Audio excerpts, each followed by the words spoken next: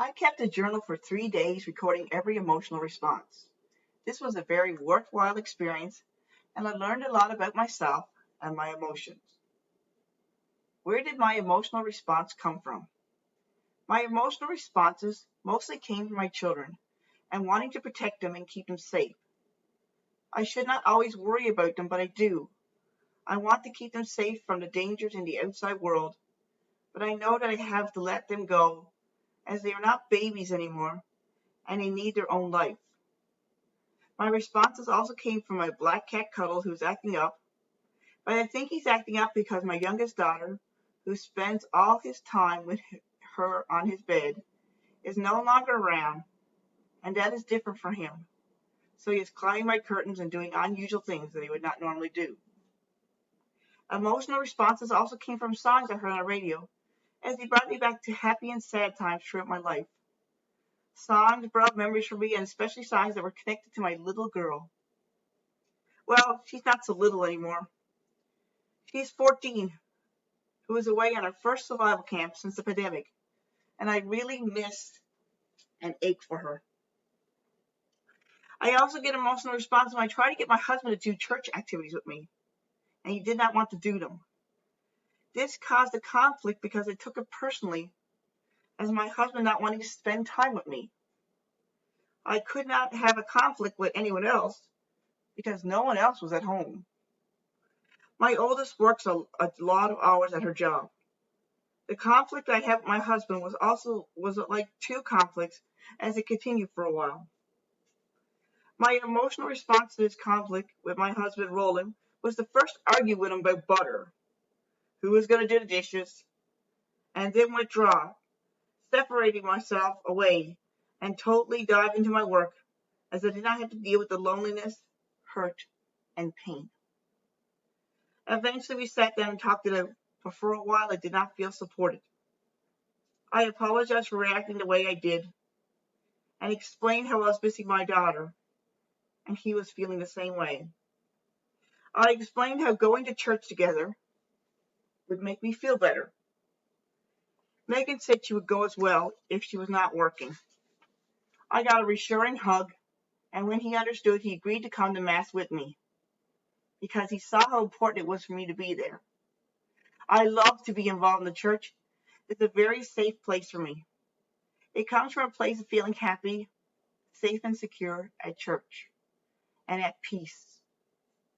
As soon as I walk in, this relief and sense of peace washes all over me, and all my sadness, fears, worries, and anxiety seems to fade away. Studies by Barlow, Burrow, and Boren support this theory, even showed individuals with random reduction rates of 22% in depression and other disorders from attending church on a regular basis. What happened that triggered the emotional response? My youngest child not contacting me and my husband's refusal to do these church activities with me and go to Mass really triggered these emotions. I really got upset when he did not know where I was coming from. When my daughter texted me and told me she was okay, I got a sense of relief that she was okay, and I was not as anxious anymore. And seeing people that I knew from work and I knew in the past from other communities also set up an emotional response in me. Another thing that triggered these emotional responses is emails that I got from the cadet program, which my child really enjoys, but she's away and it brings up my worries and separation anxiety. Pictures of the cadet camps, but my child's face not showing in any of them, also triggered my separation anxiety from my child. However, the church contacted me and asking me to help them get the cathedral ready for the centennial celebrations also triggered emotions of peace and security. It was like putting a safety blanket on me. So now I was covered and I felt safe and secure. What do I remember is similar experience from my childhood. In my childhood, I had a similar responses when my dad would go away to work. From an early age, he would go away on the big ship or go hunting in the woods for extended periods of time, and I would really miss him and hope he was okay. Yes, my mom was still there, but we were not as close to my dad, and so when he was gone, I really missed him. When he would go, I was worried and scared for him. He would come back for a month, and then we would be gone again for extended periods of time in parts unknown. I also had similar experiences feeling safe in the church as a child. As a child, when we were outside, the world seemed scary and disorganized, and people were so mean.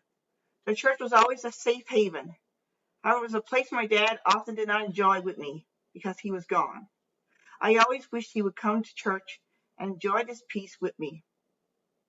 Maybe that's why I'm on the defensive and conflicted with my husband, but he did not want to share in this church. Part of me don't understand his love of church because I just love to be there. It was and still is so relaxing and safe. In the church, everyone was happy, calm, and no one judged you or broke your heart.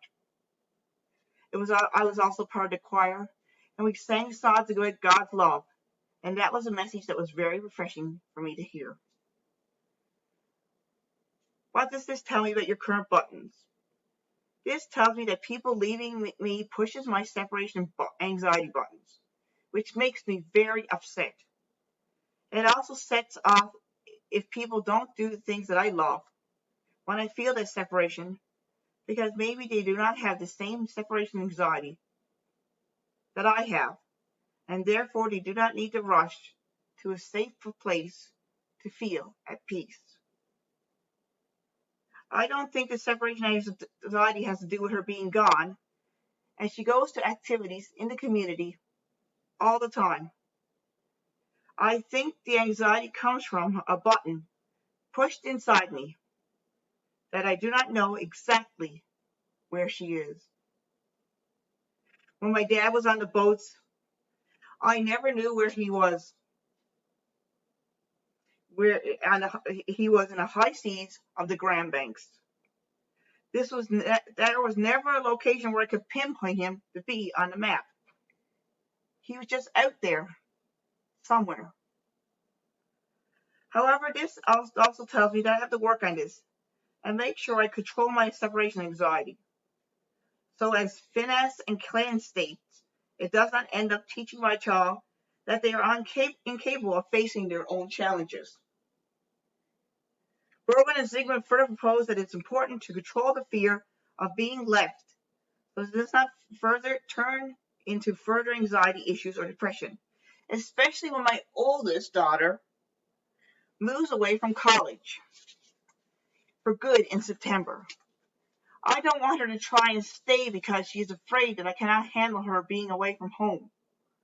It also tells me that I need to work on my mindful techniques or get further help my anxiety so that it does not get out of control when they are both away from home for good. It also tells me that I need to create a safer place within my home that I may deal with my anxious times like these. It also tells me that I need to get control of my separation anxiety using emotional journaling on a regular basis can help me learn with what other situations which can trigger my buttons and cause more unknown emotional responses.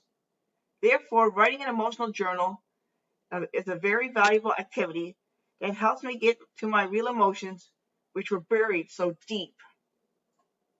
Ackman states that journaling can improve the quality of a person's quality of life. So I highly recommend keeping a emotional response journal. Thank you for watching my video, reading my script, and have fun journaling.